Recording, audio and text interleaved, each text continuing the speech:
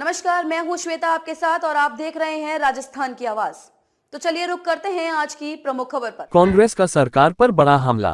पूर्व विधायक लोढ़ा के नेतृत्व में कलेक्टरेट घेराव। रामजरोखा मंदिर पट्टों और खनन परियोजना को लेकर हल्ला बोल कांग्रेस ने मंगलवार को जिले के कई ज्वलंत मुद्दों को लेकर कलेक्टरेट के बाहर जबरदस्त शक्ति प्रदर्शन किया। हजारों की संख्या में क्षेत्र से जुटे ग्रामीणों, किसानों और कार्यकर्ताओं के बीच पूर्व विधायक संयम लोढ़ा व जिला कांग्रेस अध्यक्ष लीलाराम गरासिया ने सरकार को घेरा। पिंडवाड़ा क्षेत्र में मैसेज कमलेश मेटाकास्ट प्राइवेट लिमिटेड प्रस्तावित खनन परियोजना से लेकर जिला अध्यक्ष ने सरकार पर निशाना साधा। बोले, किसानों की जमीन जा रही है पर सब मौन है। रामजरोखा मंदिर की जमीन पर बने विवादित पट्टों तक कांग्रेस ने कई गंभीर आरोप लगाए। जिला कांग्रेस अध्यक्ष लीलाराम गरासिया ने कहा कि पिंडवाड़ा क्षेत्र के वोटेरा, भीमाना, भारजा और रोहिड़ा क्षेत्र में जमीन कमलेश मेटाकास्ट की प्रस्तावित खनन परियोजना में जा रही है। किसान करीब 2 महीने से आंदोलन कर रहे हैं, लेकिन सरकार मूकदर्शक बनी हुई है। उन्होंने कहा कि खनन परियोजना किसानों, मजदूरों और आदिवासी समुदाय को बर्बादी की ओर धकेल देगी। किसानों की जमीन जा रही है, नौजवानों का भविष्य अंधकार में है और सरकार को जनता का दर्द सुनाई नहीं दे रहा। धरने में सबसे तीखे आरोप पूर्व विधायक संयम लोढ़ा ने लगाए। उन्होंने दावा किया कि रामजरोखा मंदिर की जमीन पर जारी हुए पट्टे राज्य सरकार के मंत्री ओटाराम देवासी और उनके पुत्र के दबाव में बनाए गए। लोढ़ा ने आरोप लगाया कि 10 करोड़ रुपए के लेन देन के बाद इन पट्टों को मंजूरी मिली। नगर परिषद से मिली जानकारी के अनुसार सभी पट्टे मंत्री की सिफारिश पर बने हैं। यह आरोप लोढ़ा का है। लोढ़ा ने बताया कि उन्होंने पहले आरटीआई के जरिए जानकारी मांगी, लेकिन कागजात उपलब्ध नहीं कराए गए। माली समाज और पुरोहित समाज के युवाओं ने मुझे पूरे प्रकरण का विवरण दिया, उसके बाद विधि प्रकोष्ठ ने सभी तथ्य जुटाए। यह मंदिर भूमि किसी एक व्यक्ति की बबौती नहीं है, ये राजपरिवारों की दान में दी गई जमीन है, जिसे न तो बेचा जा सकता है, न कब्जा किया जा सकता है। उन्होंने कहा कि यदि सरकार 7 दिनों में पट्टे निरस्त नहीं करती है, तो बड़ा आंदोलन किया जाएगा। लोढ़ा ने संघ पर भी निशाना साधते हुए कहा, आरएसएस खुद को हिंदू धर्म का ठेकेदार बताती है, लेकिन मंदिर की जमीन बिकने पर एक भी कार्यकर्ता आगे नहीं आया। इस धरने में 95% लोग हिंदू हैं, हमें किसी से हिंदू होने का प्रमाण पत्र नहीं चाहिए। पूर्व विधायक ने जिला प्रशासन पर भेदभाव का आरोप लगाते हुए कहा कि भाजपा नेताओं के लिए कलेक्टरेट के दरवाजे हमेशा खुले रहते हैं, जबकि शांतिपूर्वक आए कांग्रेस कार्यकर्ताओं को पुलिस के बीच रोका गया। 2 साल में किसी अधिकारी से नहीं मिला, लेकिन जनता के मुद्दे पर हमेशा खड़ा रहूंगा, लोढ़ा बोले। लोढ़ा ने नरेगा मजदूरी का मुद्दा भी उठाया। उन्होंने कहा कि किसानों की हालत खराब है और भजनलाल सरकार ने मजदूरों की मजदूरी बढ़ाने की बजाय मंत्रियों और विधायकों के भत्ते बढ़ा दिए। उन्होंने नरेगा मजदूरी 281 रुपये से बढ़ाकर 400 रुपये करने की मांग की। उन्होंने ये भी आरोप लगाया कि नरेगा में 65% बजट घटा दिया गया है। 2022-24 के दौरान हर साल 40-50 हजार मजदूर नियोजित होते थे, आज सिर्फ 9,700 मजदूर काम कर रहे हैं। इसका जवाब कलेक्टर को देना होगा, लोढ़ा ने कहा। उन्होंने जिले में बढ़ते अपराधों का मुद्दा उठाते हुए कहा कि 1 साल से अधिक समय से 51 लड़कियां गायब हैं, लेकिन बरामदगी नहीं हो सकी। पुलिस हमारे सामने डंडे लेकर खड़ी है, जबकि असली अपराधियों को पकड़ने की पहल नहीं हो रही। धरने के बाद कांग्रेस प्रतिनिधिमंडल ने जिला कलेक्टर अल्फा चौधरी से मुलाकात कर ज्ञापन सौंपा। प्रतिनिधिमंडल ने मांग की कि मंदिर भूमि पर जारी हुए पट्टों की जांच कर उन्हें निरस्त किया जाए, उन पर लिए जा रहे लोन को रोका जाए और भूमि पर रिसीवर नियुक्त किया जाए।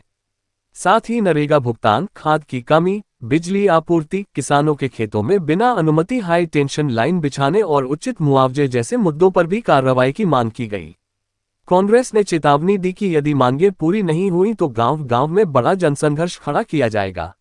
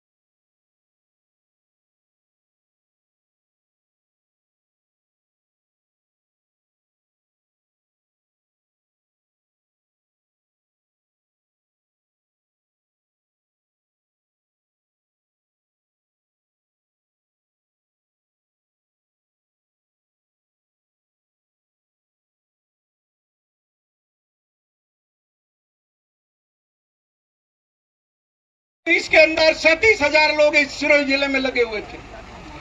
2024 के अंदर 23 के अंदर 48,986 लगे हुए थे।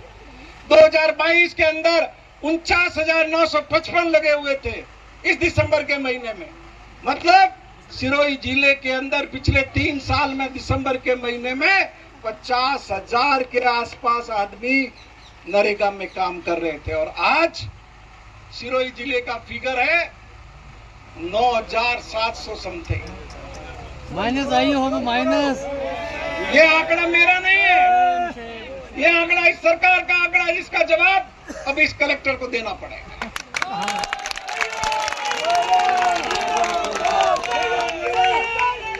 हम तुम्हारे साथ हैं, हम तुम्हारे साथ हैं। बीजेपी की सरकार नरेगा को खत्म करना चाहती है। क्यों? कि देश के आम आदमी की ताकत है, मजदूर की ताकत है, ये किसान की ताकत है और इसीलिए भारत सरकार ने 35% तक बजट नरेगा के अंदर घटा दिया। 160 यहाँ पे खेत में जाओ जा कतरा मले 400 बहरों ने मले 300 ना आदमी ने मले 400। तो बताओ 160 रुपया कोई पी है?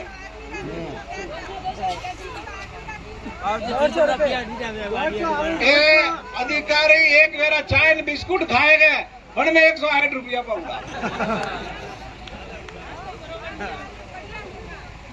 तो मैं यही निवेदन आपको करना चाहता हूं कि गांव गांव और ढाणी ढाणी में आप सबको खड़ा होना पड़ेगा, लड़ाई के लिए तैयार रहना पड़ेगा। अगर आप नरेगा को बचाना चाहते हो, ये चाहते हो कि नरेगा का आपका अधिकार सुरक्षित रहे, तो आपको इस संघर्ष के अंदर आगे आना होगा। अब प्रधानमंत्री आवास, सरपंच भी बैठे हैं, बहुत से मंडल अध्यक्ष भी है। प्रधानमंत्री आवास की तीसरी किस्त आई? दूसरी किस्त आई? कितने महीने से नहीं आई है? 1 साल हुआ। 8 महीने हो गए। तो हर सोमवार को ये कलेक्टर क्या करती है? क्या करती है ये? और मैंने तो ये भी सुना है कि सप्ताह में या 15 दिन एक बार कहीं रात्रि चौपाल लेने आती है। नहीं आई कहीं। तो क्या करते हैं उसमें ये प्रभारी मंत्री आता है, क्या करता है? ये जो 2 दिन अखबार में खबर दे देता है, मुंडारा से रवाना होंगे, यहाँ जाएंगे, वहां जाएंगे, घर जाएंगे। जब लोगों का इसका पैसा नहीं आ रहा है, उसका पैसा नहीं आ रहा है, रोजगार नहीं मिल रहा है, नवो में भाइयों काको लूबो वो बटे लोकसभा में हवाई अड्डा की बात करे। अरे भाइया तू अटे यूरिया रही पहला व्यवस्था कर, यूरिया लाभ यूरिया, अरे यूरिया हारू लाइन लगा रही है ना, तू बटे हवाई अड्डा हारू करे रही न क्या मुख किसान पुत्र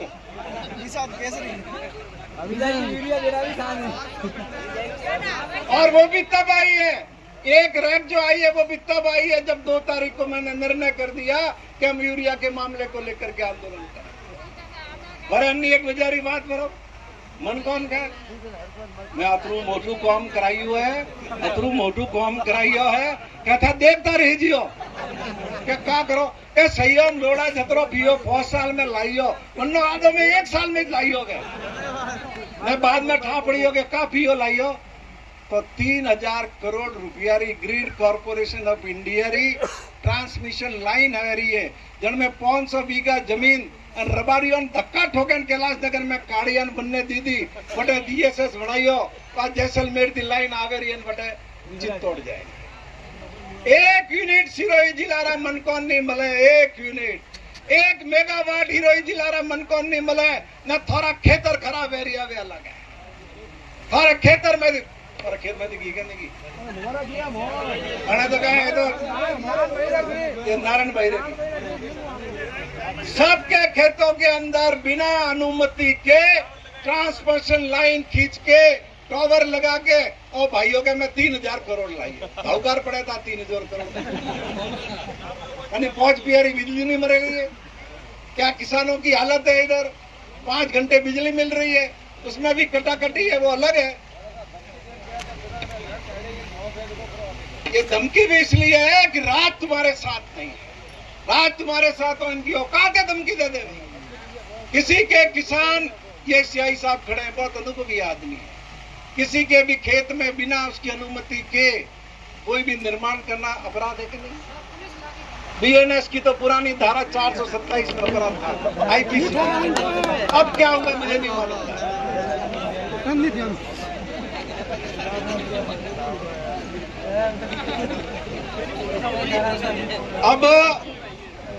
अब ये खड़े हो गए यहाँ पे दोनों हमारे, कोतवाल साहब तो नहीं, सदर के थाना अधिकारी है, और कोतवाल साहब भी। सिरोही जिले के अंदर 51 लड़कियां गायब हैं। पिछले 1.5 साल के अंदर उन लड़कियों को ट्रेस नहीं किया है, और तुम्हारे सबके थानों की लिस्ट चाहिए तो लिस्ट मेरे पास पड़ी है।